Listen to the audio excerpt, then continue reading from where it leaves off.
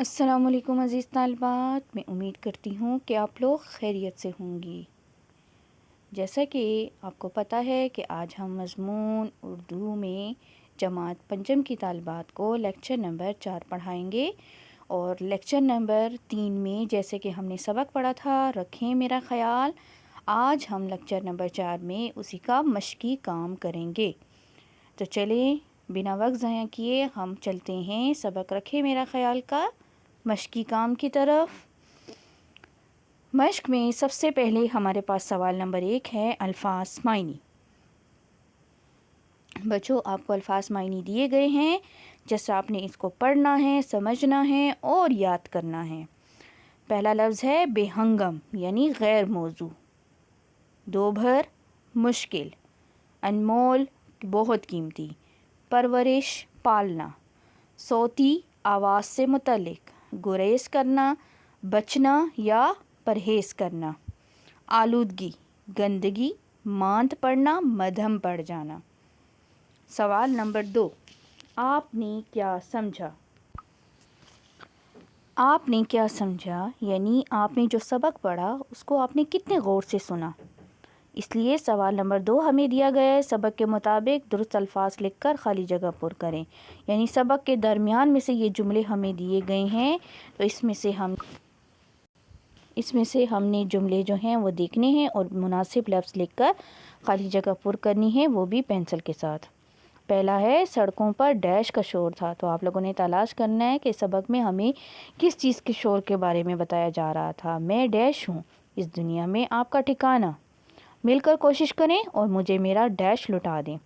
درخت زمین کی ڈیش کا باعث ہیں، شور و غل ذہنی ڈیش میں کمی اور چڑچڑے پن میں اضافہ کرتا ہے۔ یہ ہو گیا سوال نمبر 2 جو کہ آپ نے پینسل سے حل کرنا ہے۔ اب آتے ہیں اگلے صفحے کی طرف، صفحہ نمبر 113 پہ سوال نمبر 3 ہے ہمارے پاس، کالم الف کو کالم ب سے ملائیں۔ یہ بھی سبق کے درمیان سے لیے گئے ہیں، لیکن ایک ہی جملوں کو الگ الگ کر دیا گیا ہے۔ آدھے جملے کو کالم الف میں کر دیا گیا ہے اور آدھے جملے کو کالم ب میں کر دیا گیا ہے۔ آپ نے پڑھنا ہے اور سمجھنا ہے کہ یہ کون سا جملہ کیسے مکمل ہوگا۔ فار ایگزامپل، مثال کے طور پر میں آپ کو ایک حل کر کے بتا دیتی ہوں۔ کارخانوں کا آلودہ پانی میرے صاف پانی میں ملا دیتے ہیں۔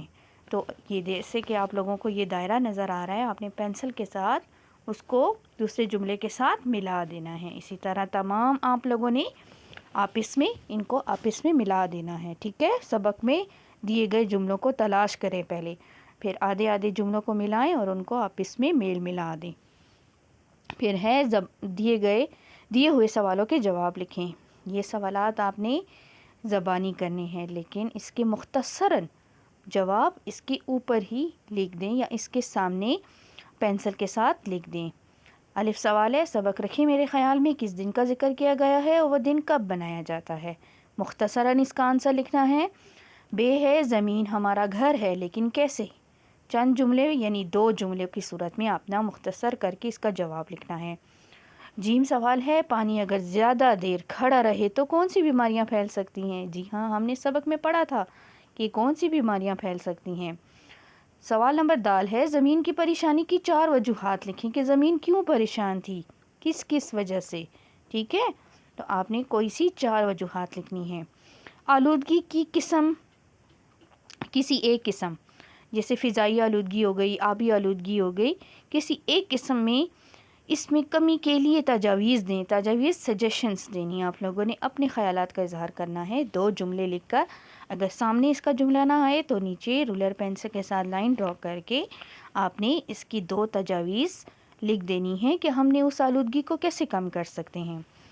پھر آ جائیں مل کر بات کریں سوال نمبر 5 پر، آپ اس میں بات چیت کریں اور بتائیں کہ ایک طالب علم کی حیثیت سے آپ اپنے ماحول کو صاف کیسے رکھ سکتے ہیں یا رکھنے کے لیے کیا کر سکتے ہیں۔ تو بیٹا اس کے لیے آپ دیکھیں، طالب علم کے لیے سب سے پہلے تو آپ لوگوں کو یاد ہے کہ ہم نے اسکول میں بھی ہر سال اسی طرح جو ہے وہ ماحول کو صاف رکھنے کے لیے سب سے پہلے تو پودے آپ لوگوں سے لگوائے جاتے ہیں، ٹھیک ہے؟ اب آپ نے ایز اے طالب علم اس کا آغاز کیسے کرنا ہے؟ سب سے پہلے اپنی کمرہ جماعت کو صاف رکھ کر، اپنا بستہ صاف رکھ کر، اپنے اسکول کو صاف رکھ کر آپ جو ہیں اپنے ارد گرد کے ماحول کو صاف رکھ سکتے ہیں۔ راستے میں اگر آپ گاڑی میں جا رہے ہیں یا بس میں جا رہے ہیں تو آپ جو بھی کھائیں پئیں اس کا ریپر وغیرہ گن وغیرہ جو ہے بجائے سڑک پہ روڈ پہ گرانے کے آپ اپنے بیگ میں رکھیں اور گھر جا کے اس کو کوڑا دان میں ڈالیں۔ کوڑے دان کا استعمال کریں، چاہے آپ اسکول سے واپسی پہ جا رہے ہوں، اسکول آتے وقت اگر آپ کے پاس کوئی گند ہے یا راستے میں کوئی گند آپ کو نظر آتا ہے تو آپ اٹھا کے اس کو کوڑے دان میں ڈالیں۔ آپ کو دیکھ کر دوسرے راستے میں گزرنے والا بچہ یا راہگیر آپ کو دیکھے گا تو وہ ضرور آپ سے متاثر ہوگا، اور یہ بچوں ہم نہیں اس کا آغاز کرنا ہے اور اپنی زمین کو صاف رکھنا ہے۔ اگلا سوال ہے ہمارے پاس لفظوں کا کھیل۔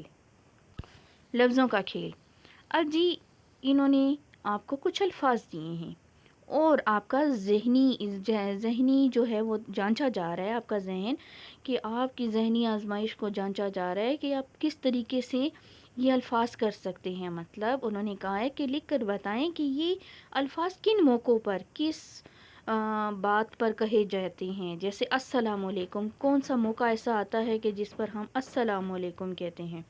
بیٹا السلام علیکم کا تو کوئی موقع ہی نہیں ہوتا۔ ظاہری بات ہے ہم جب بھی ملتے ہیں کسی سے تو ملنے کے موقع پر ہم کیا کہتے ہیں؟ السلام علیکم۔ تو اس کے سامنے آپ نے کون سا موقع لکھنا ہے؟ ملاقات کی وقت، ملنے کے موقع پر، ٹھیک ہے۔